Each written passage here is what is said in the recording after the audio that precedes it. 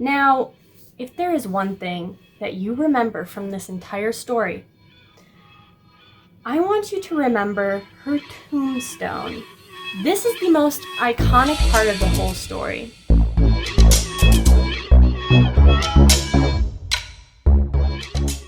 Hello and welcome to Makeup and History, a brand new series on my channel that I will be starting where I do two of my favorite things. I talk about historical stories, specifically unknown and interesting stories from history that you might not know, and also while doing my makeup, combining two of my favorite things. Now this is a brand new series, so please let me know what you think about it in the comments below. I hope you enjoy it, and also subscribe to stay tuned. To start off this series, I want to start with the story of a powerful and beautiful woman. Today's story is about Wu Zetian, the only female empress to ever rule China. Now, the story about Wu Zetian that is so fascinating is the fact that she is the only female ruler of China to ever rule in her own right. All of China, yes. China has a long and old history, and there's only ever been one female ruler, and that is Wu Zetian. And what's so interesting is she started as a lowly concubine and ended up working her way to be one of the most powerful people in the world. Now, Wu Zetian was born in 624, but her real story doesn't begin until 637 when she was 13 years old. At 13 years old, she came to the imperial palace of China and began as a lowly maid. She was literally just a maid. Now, the emperor at the time was Emperor Taizong. Hopefully I'm pronouncing that right. Was Emperor Taizong, and she was 13 at the time, and he had about 23 concubines at this point. So the fact that she came in as a maid. She didn't even come in as a concubine, but the fact that she managed as a lowly maid to grab his attention was pretty rare. Like, there was no way this was supposed to happen. But she ended up being a maid to the imperial suite, meaning she went into the emperor's suite and she would change his sheets and clean his room for him. And what really grabbed his attention to this 13-year-old girl is that she was described as being incredibly smart, well-educated for her status, and incredibly beautiful and charming. So at age 13, Wu Zetian becomes a concubine to the emperor, and now he is about 40 at this point. We're gonna blow on past that because it was the 7th century and no one seemed to care that this was a 13-year-old girl and a 40-year-old man. But anyway, she began at 13 and she worked her way up to be one of his top-tier concubines. Some historians claim that they actually married Wu Zetian and Emperor Taizong, that they ended up getting married. Others claim that she was just a high-ranking concubine, and therefore she kind of had the powers of an empress because she was his favorite, but she wasn't actually an empress. But that doesn't particularly matter because while her relationship to Emperor Taizong is important, it's not actually what leads her to her being the Empress of China. Now, when Wu Zetian is about 23 years old, Emperor Taizong dies. Now, she had been his favorite concubine for about 10 years now, and traditionally in Chinese history, the emperor's concubines would be sent to a nunnery. Their heads would be shaved and they would remain chaste for the rest of their life because it would be an insult to sully a woman who was a concubine to the emperor. It'd be insulting. But you see, Wu Zetian was not really willing to become a nun. She was like, you ain't shaving my head, I'm not becoming a nun, I'm only 23 years old. She was kind of thinking ahead with this, and she actually, before the Emperor Taizong had died, she got in good with his son, who even still was a little bit older than her. Now Emperor Jiaozong, who it was Taizong's son and is now the new emperor, decides instead of sending her to a covenant with all the rest of his father's concubines, he brings her to the palace under his protection. So she comes back and she starts as a concubine to him as well. Now, Emperor Jeozong, he needs a wife. He just became emperor, he needs an empress. And at this point, he has three concubines, and Wu Zetian is one of them. So one of these three concubines is probably gonna end up becoming the empress. So Wu Zetian has some competition. Now, what do you do when you have competition? Well, you take them out. Now, you should know something about Wu Zetian. She is hated in Chinese history, and the Chinese historians who came right after her, I'm talking about not current day historians, but historians that happened within 100 to 200 years of her life, they really hate this woman, and they write her off as being awful. This awful, murderous, devilish creature who should have never ever been a ruler. Now, part of this is probably because she was, in fact, a woman, and that was a big no-no. Part of it, they use the claims that she liked to kill people. She is not well liked in history. And by the end of this story, you can make your own decision if she deserved to be hated or not, and I won't tell you my opinion until the very end. But Wu Zetian has some competition with these other concubines. So you know what she does? Supposedly. Now, out of all the things that Wu Zetian is blamed for, she's not actually blamed for this, but it is highly believed that she did this. You see, the two other concubines, other than Wu Zetian, were found with their arms and legs chopped off, and their bodies were drowned in vats of wine. Now, it's highly believed that Wu Zetian did this, but she is actually not blamed for this within her lifetime. She's blamed for a lot of other things, but she is not blamed for this. And so, with the other concubines gone, well, Emperor Jeozong, he makes Wu Zetian his wife. Now, they're only married for about 5 years when Emperor Jeozong, he suffers a stroke. Now, he is known and described in history as always kind of being a sickly lad. He was never really particularly healthy. So he has this debilitating stroke. He does not die, by the way, but he is kind of put out of commission. And so Wu Zetian becomes the regent, sort of, as he's in recovery, where she kind of takes over a little bit. She rules on his behalf while he's getting better. So he gets better and he starts ruling again, but what he does is something that no other emperor really does, and that is he takes his wife to meetings. To important business affairs, Wu Zetian sits right next to her husband, and one of the biggest and most important things you should know is that usually female rulers are not considered equal to their male ruling spouses. But what Wu Zetian is, she gets a throne that is the exact size and sits at the exact level of her husband. So she is considered an equal, and she makes herself appear to be an equal to the court, that she is in fact just as powerful as her husband. So he takes her to all these meetings, she learns how to rule, she gives a lot of opinions. Then Emperor Jeozong, he dies, and they've been married for a while. She's no longer a young woman. She's in her 50s at this point. And so she has a few sons. And here's the thing. She really wants to be the empress. She believes that she should be the one ruling and not her sons. Because she has ideas, and let me tell you, there's some pretty good ideas. And so what she does is, supposedly she kills her oldest son. The story goes that she banishes him to a far, far corner of the kingdom and puts him in a cell. And he is offered absolutely nothing except for a glass of poisonous wine. And he is told to make the decision. He could either starve to death or he could poison himself. Now, some people don't actually believe she did this. Some people say she did. But what she did do is she had a few sons, and you see, they ruled, but she was the regent at this time. So she kind of ruled with them.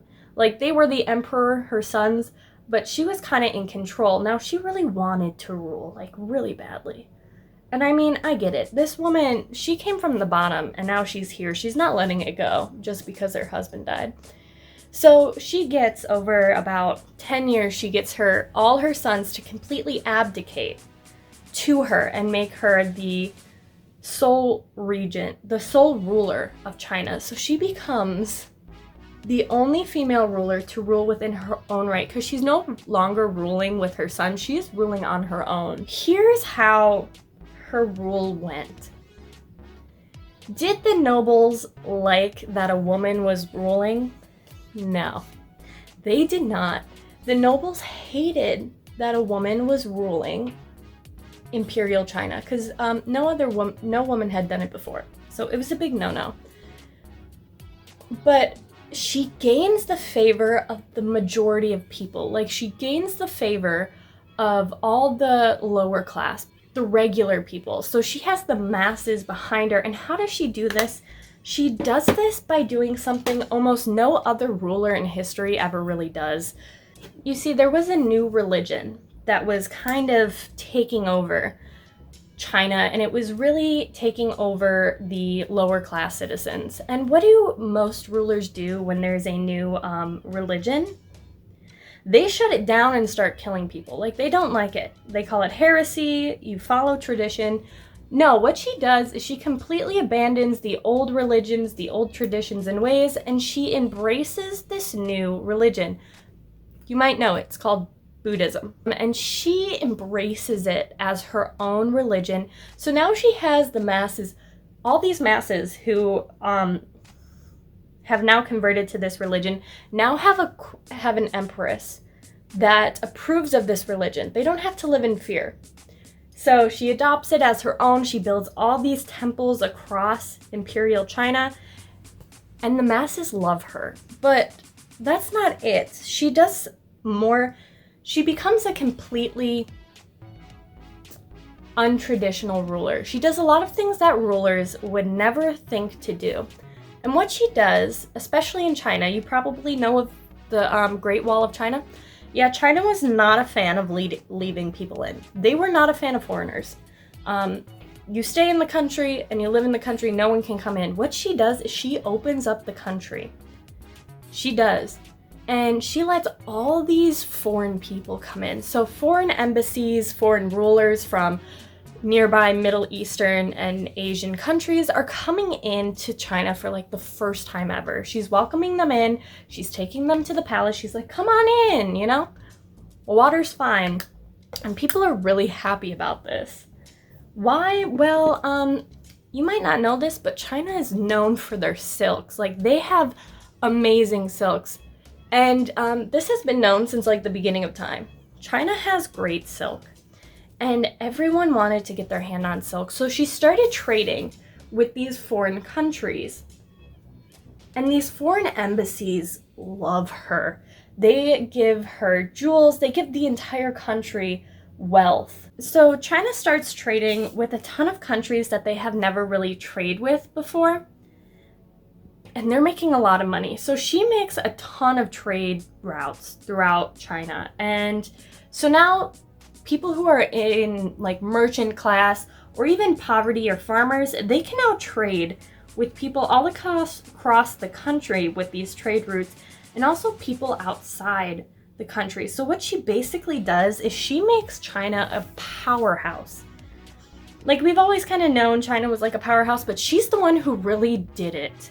Because this time in Chinese history is one of the most peaceful and most prosperous ever. Of course, a lot of the credit goes to her previous husband, even though he's dead. Even though she's the one doing all this. So we're seeing wealth unlike any other time. Like, even those who are in the lower class, like, they are rich. And we know this because we find graves of people who are paupers and, you know, farmers and lower class, and they have like jewels and wealth and stuff buried with them. So we see this huge shift. So China becomes insanely rich, right? And everyone is living a good life. They're all rich. And she even really gets behind the idea of print. So you might know like printing is coming to like mass printing so that everyone can kind of learn how to read and stuff. So she gets behind this idea of mass printing and she promotes it a lot in the Eastern world. So now you got mass printing, people are being educated, like the paupers can learn how to read, people who are in the lower class, they're learning how to read, you know, and they're getting educated. And what she really does, now, this is a woman ruler. And she kind of came from the ground up, and she is like a girl boss, right? She believes in the power of women. And what she does is during this time in history, women can now marry and divorce at their own choosing. So women are now getting some more power, and what she also does is women can now own money and business. Like you can, as a woman at this time, you could have your own business and make your own money and it was truly yours. So we see female rulers throughout history. Do they really do a whole lot for women even though they are women rulers? Unfortunately, no. But she does, right? And the nobles, the people in court, they're not really having it, you know, they don't like it. They don't like that a female is ruling and she's kind of changing things, right? Like, how dare she? Even though things are prosperous and everyone's super wealthy now, like, life is good, the noble people just, they aren't having it. They're not into it. And she's constantly pressured to abdicate, to pick a male ruler, and then you see there's people within her own family who are now vying for the crown. They're like, I'm a man in this family, so I should get to rule instead. So, she kills a few people. Not out of her own hand, obviously. She's an empress. You think she's gonna get her hands dirty? No, but she does sentence the death of what's believed to be her sister, her own mother, her cousins. You know, she killed one of her own sons, supposedly. And, her cousin marries a man, her cousin who's a princess marries a man who's a prince. And you see, they have some power. And so, if the princess has a boy, people can kind of put this child on the throne. So what does she do? Well, she kills the whole family. And this is kind of where she gets such a bad reputation because people are like, she was a woman who murdered people? Can you not think of a single ruler who has not killed someone to like maintain their rule? Like male rulers do this all the time. Like this is, like look at Henry VIII. He blatantly, obviously, very publicly killed like half of his wives. And everyone was just like, Henry, he's having girl problems. Like, no one cares when male rulers murder people, but all of a sudden a female ruler does it, and it's like, oh my god, evil. She's an evil, dangerous woman. So, the nobles really hate her. They don't like her. But, again, the masses love her because they are super rich right now. Like, China is making bank. And so, she wants everyone to know just how rich China is. Like, she wants to prove she's doing a good job, and I don't blame her. Like, honey, you're doing great. Show it off. And so what does she do? She commissions a palace unlike any palace ever seen. Ever. Like, at this point, remember, this is the like, mid to late 600s. We're in the 7th century. She's created, basically, this, metropolis area around the palace that she originally has, right? And this is like 1 million people are living there. Like this is like ancient day Chicago, right? Like no one has ever seen scales quite this big. And so she's like, you know what? I made China super rich. We're a powerhouse. I want to show it off not only to the nobles who are doubting me, but I want to show it off to the emissaries who come in.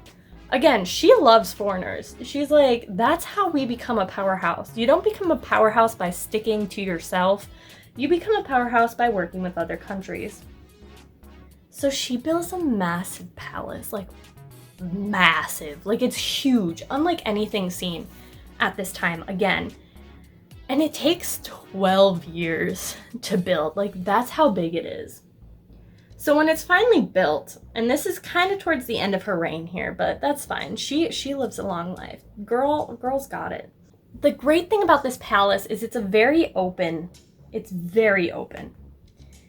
open palace, which again is not often seen because royals are like, why the heck should I have peasants and foreigners in my palace, in my home? And she's like, no, I'm letting everyone in, dude. And so this was an open palace. Like, they held, you know, huge events. Sports were here. They held educational class. Like, people who were in poverty could come into the palace and learn stuff. Yeah, you could go to school at the palace. Like, isn't that crazy? Like, that's kind of cool, right? She builds this huge palace. People love it. It's great. There's a ton of money coming into China. Women are, you know, living a good life. Women have rights, which doesn't happen very often in history. So something Wu Zetian does, and I think she should get credit for this considering how people during, like the nobles during her lifetimes and historians after kind of just hate on her for being this evil person who like murdered people. Heaven forbid someone gets murdered in history. And what she does is kind of, I'm impressed. Like, some historians actually, like, not the historians who came right after her, obviously, like, they just hated her. But historians nowadays actually believe that she had a lot of remorse for the people she did have to kill to sustain her rule. Like, it sat heavy on her. Like, she didn't just kill willy-nilly. Like, this hurt. And we have evidence by this because when she got a little bit older, towards the end of her reign, she does something that happens a lot during this culture, is she has this golden plate. Like, it's this large golden plate. And she kind of etches her regrets into it. And it's sort of like a prayer, almost. She etches in her regrets.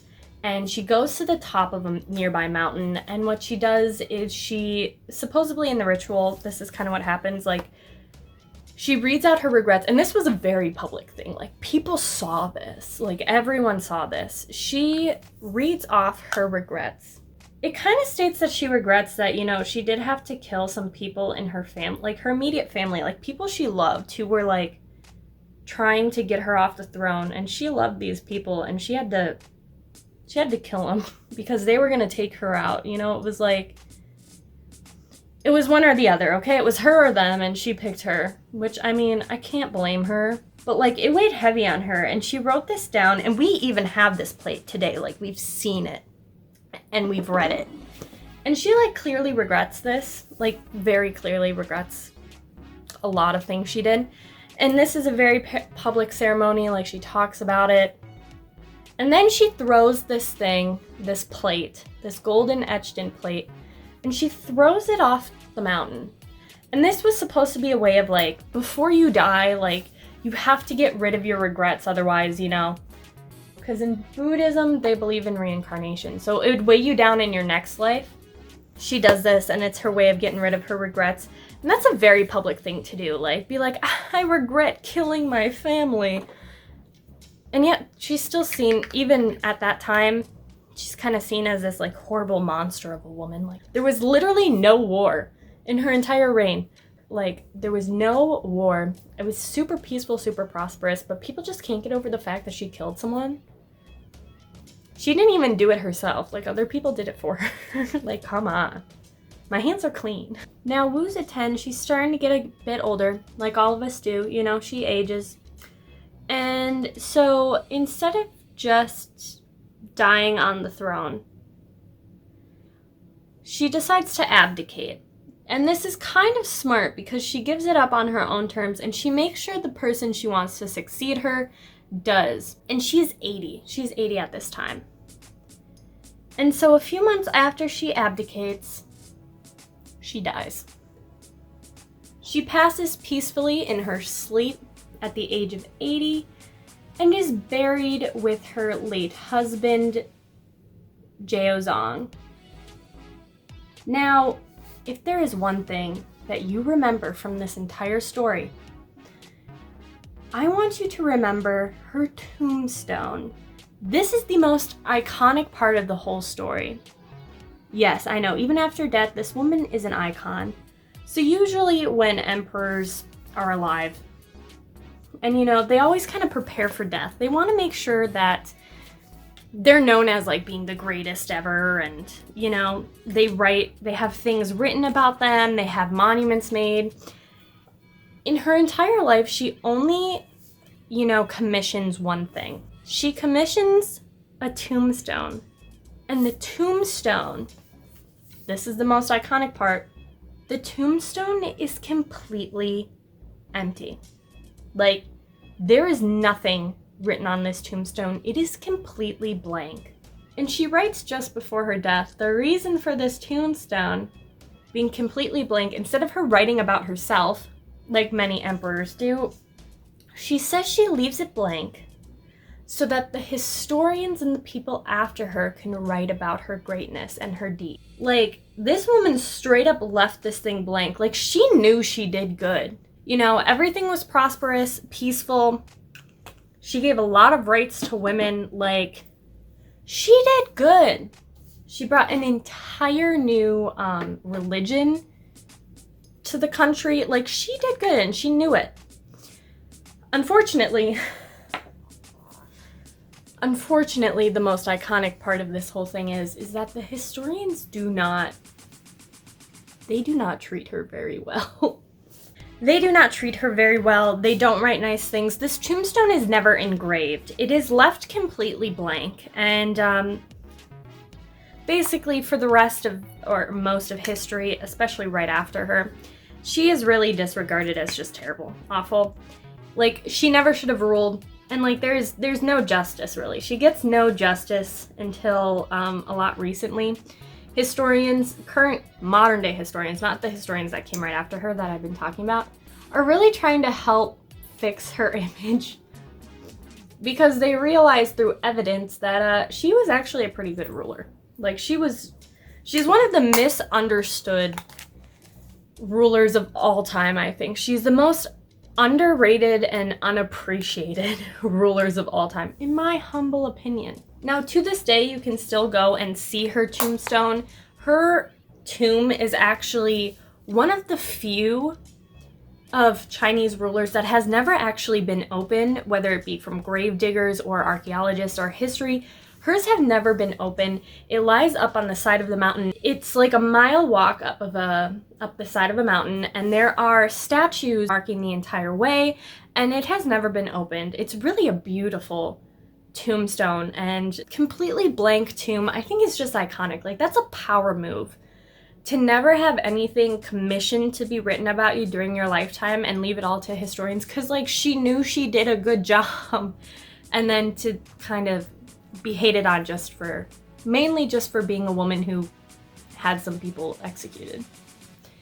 Anyway, that is the end of Wu Zetian's story, the only female empress to ever rule China in her own right. I think her story is iconic. I love it. I think it's so interesting. Obviously, I gave you kind of a brief version because I could go on and on about her, and I will link resources in the description. If you are more curious about her stories, I'll link some great readings and great documentaries so that you can learn a little bit more yourself. And this is the final look that I created for Wu Zetian. I think I look really cute today. I don't know if I look cute enough to be an empress, but I'm looking good. And anyway, thank you for watching the very first episode of Makeup and History. I really hope you liked it, because I want to do more. I have quite a few stories in the works that I want to share with you guys, so make sure you subscribed if you like this. If you like this, and also tell me down below, do you think Wu Zetian deserved all the hate she got from historians right after her? I personally, I think she did a good job. From the evidence and stuff we have from history and what we've seen and gathered, she was a pretty darn good ruler. And she was only really hated on because she was, in fact, a female ruler. But I'll let you make that decision. Tell me down below, and I hope you have a wonderful day.